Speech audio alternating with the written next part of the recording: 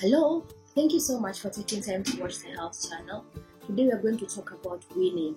And before we continue, I just want to say thank you for your time, and remember to subscribe on our YouTube channel. Remember to also, after subscribing, you can also hit the bell button. Any request for special topics that you would want us to cover, please feel free to leave it in the comment section.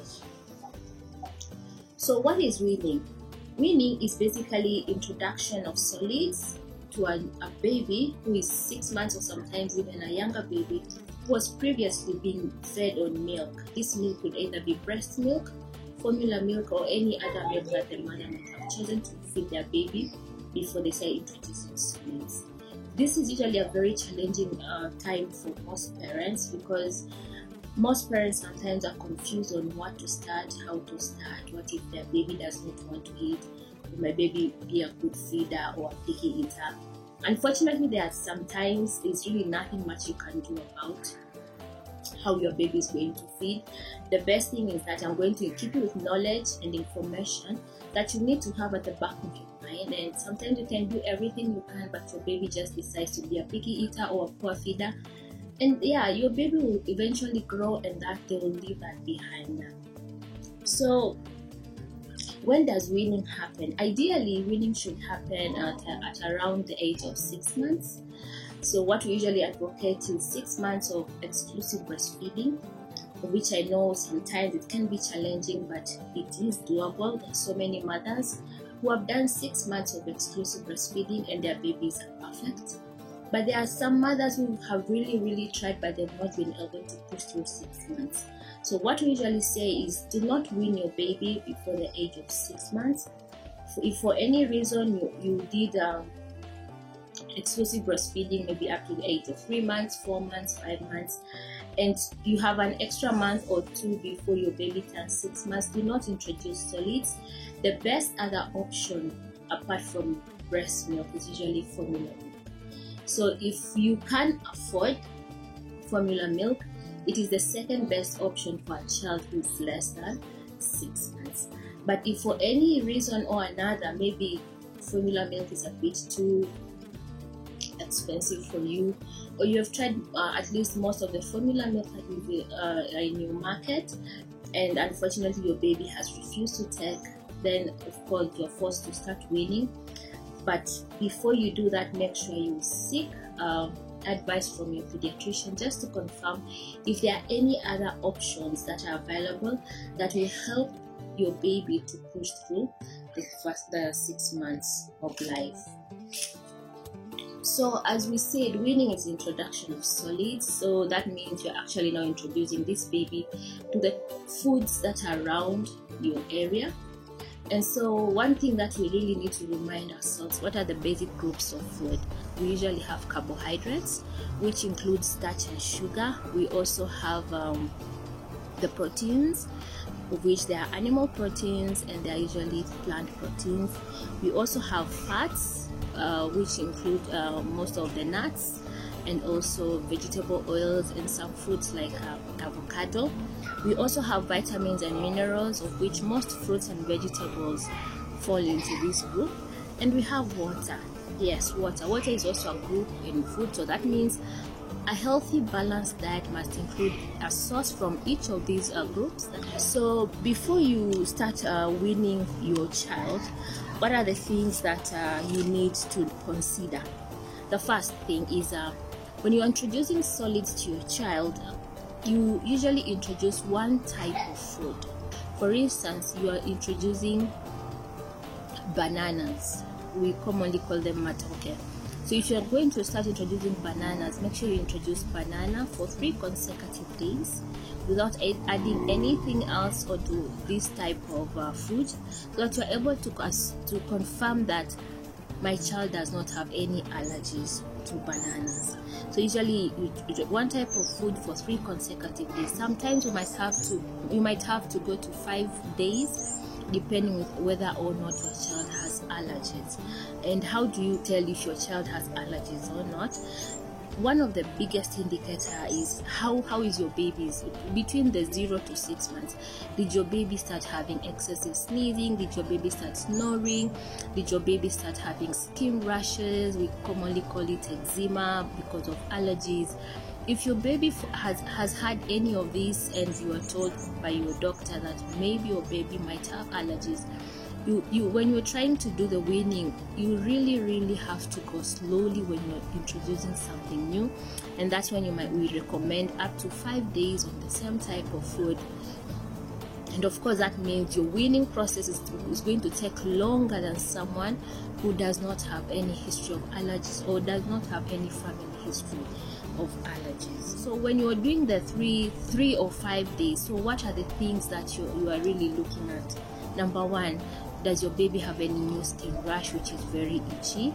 So if your baby's skin was otherwise very smooth and all of a sudden you've given either beans or you've given bananas, and you wake up, your baby has a rash and it's quite itchy and it's quite uncomfortable, that might mean maybe this baby is reacting to that type of food. And that explains why you really need to do one type of food for some days before you confirm that my baby is okay with this food or my baby is not okay with this food.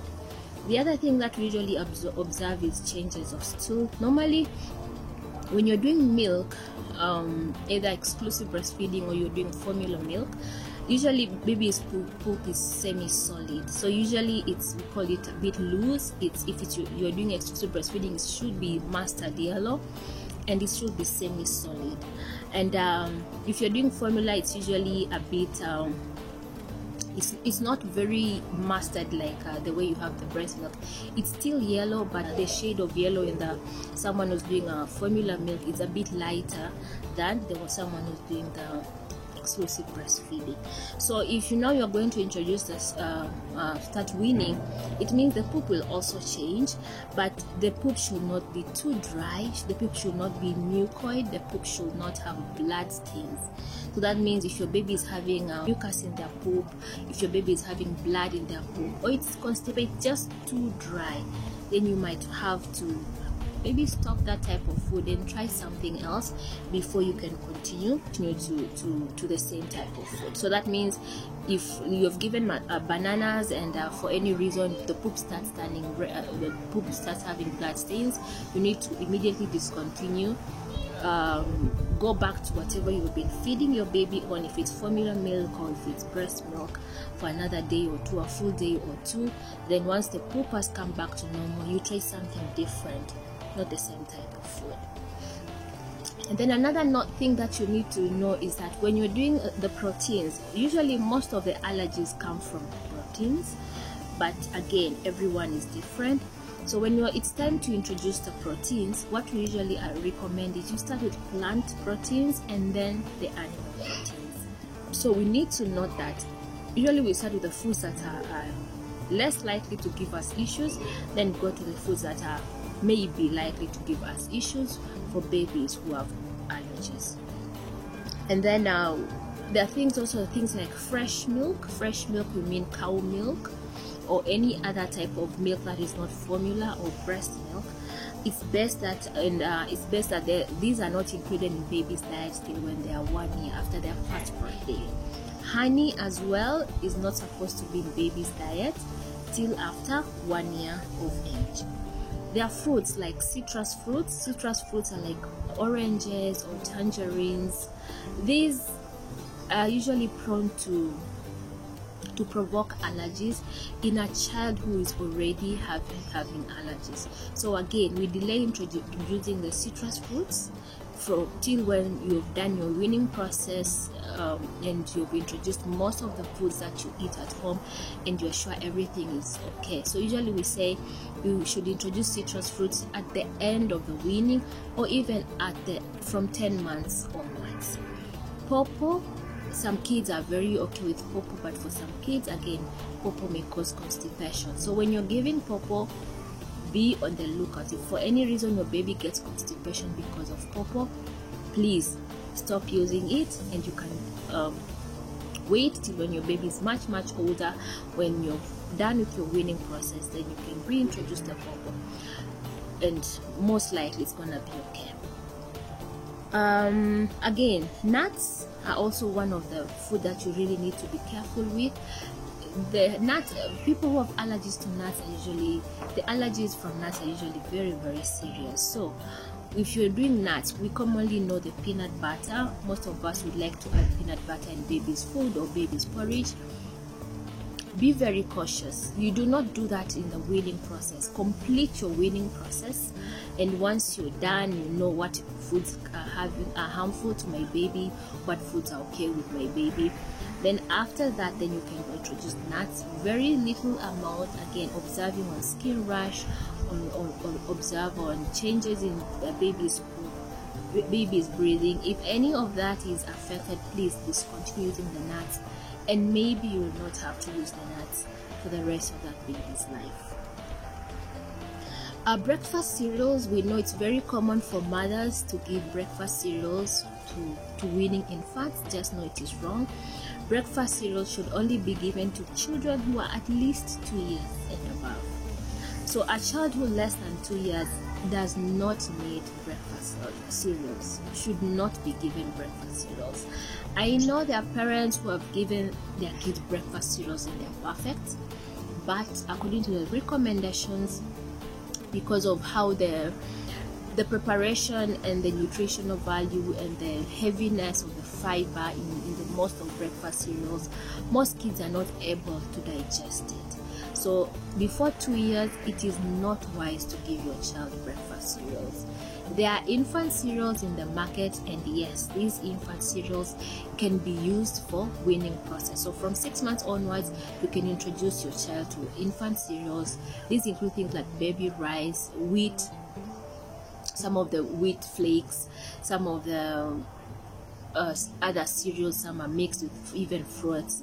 There are many. As long as they are labeled infant cereals, then you can give your child during the weaning process. But if it's a breakfast cereals, please do not include them in the when you're weaning your child.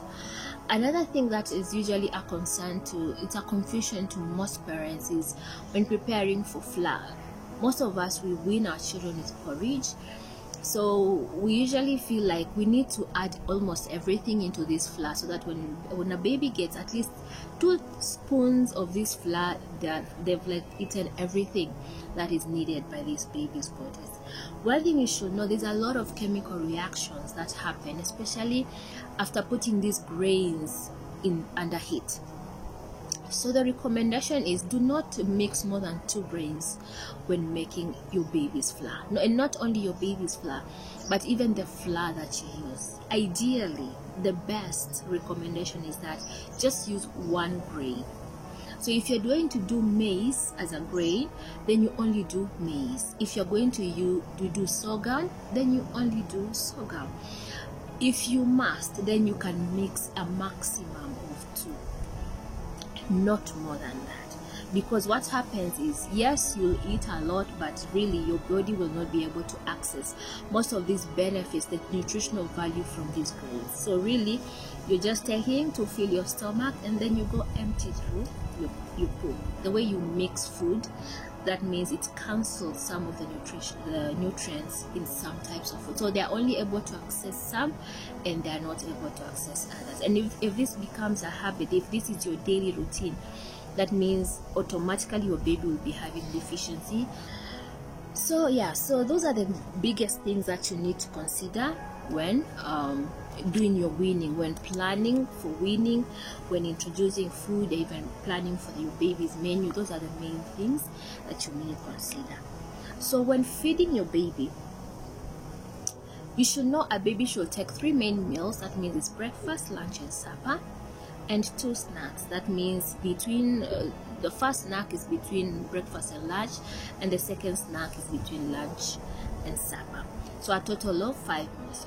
One thing you should also know is that during the weaning process, the primary source of energy is still the milk, either breast milk or formula milk. So what does this mean? if you prepare your baby's food and your baby decides to take 2 spoons in a meal, let's say you prepared your porridge and you've done all you can, and your baby takes 2 or 3 spoons and they just said, okay, no, I don't want to feed. Of course, they'll not tell you that, but they'll just stand their neck and they'll just tuck their neck or they'll push you. Don't be too mad, because yes, this baby will take the porridge, the 2 or 3 spoons of porridge, and then give them time like 30 minutes, try again. And if the baby still insists that they do not want the porridge, then give them the milk, either the formula milk or the breast milk. And that's what weaning is supposed to be. It is the introduction. So you don't expect this baby now to completely rely on the food to sustain their day. They still rely on milk to sustain their day.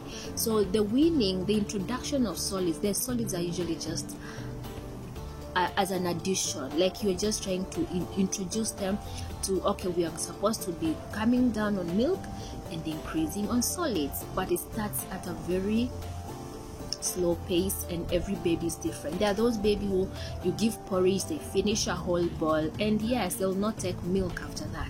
But then there are those babies who just take 2 spoons and they'll want milk because that's what they are used to.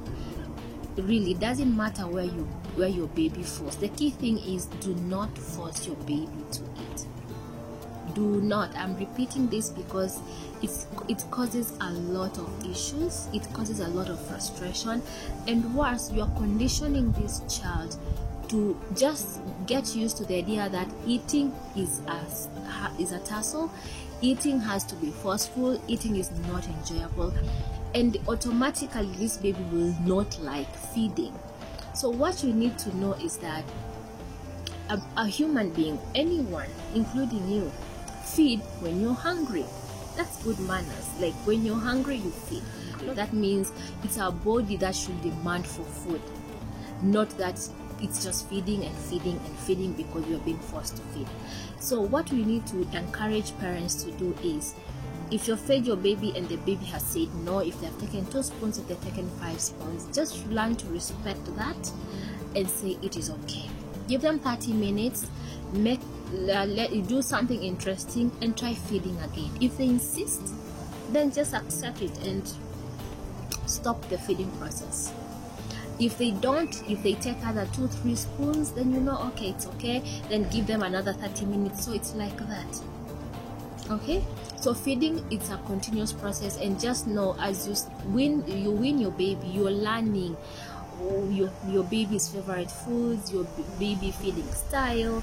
So all these things is a process. Each one of us is different. So the key thing is, feed your baby. If they say no, then that it is, and you just need to accept that and move on. And then another thing is, when you're feeding your baby, you should actually sit on the opposite side. So before weaning your baby, make sure your baby can sit straight. They can support their neck, can support their back. That means they can sit up. So basically, you put a chair in front of you and put your baby in, sitting on that seat, and you sit on the opposite side and feed your baby. Feeding should be nice, interactive, should be fun. That way a baby will enjoy. Feeding your baby while you've held them and then you have to force them and then they're crying, it's not a very good way of feeding. And worse, you are conditioning your baby to not have a say on when to feed and when not to feed. So usually that means you're building a habit of feeding as a fight. So I usually say, if your baby takes 5 spoons, accept it and move on, because if you do that for a month, trust me, the next month your baby will know, if I'm hungry I feed, if I'm full I don't. And automatically you'll be putting food on the table. They'll eat. When they're done, they'll say I'm full, and you just take the plate and just return it. Unless your baby is unwell, then that's a different story. But a baby will not die of hunger if they do not feed the way you want. Because if it's a healthy baby, everything is okay. When they are hungry, they will feed.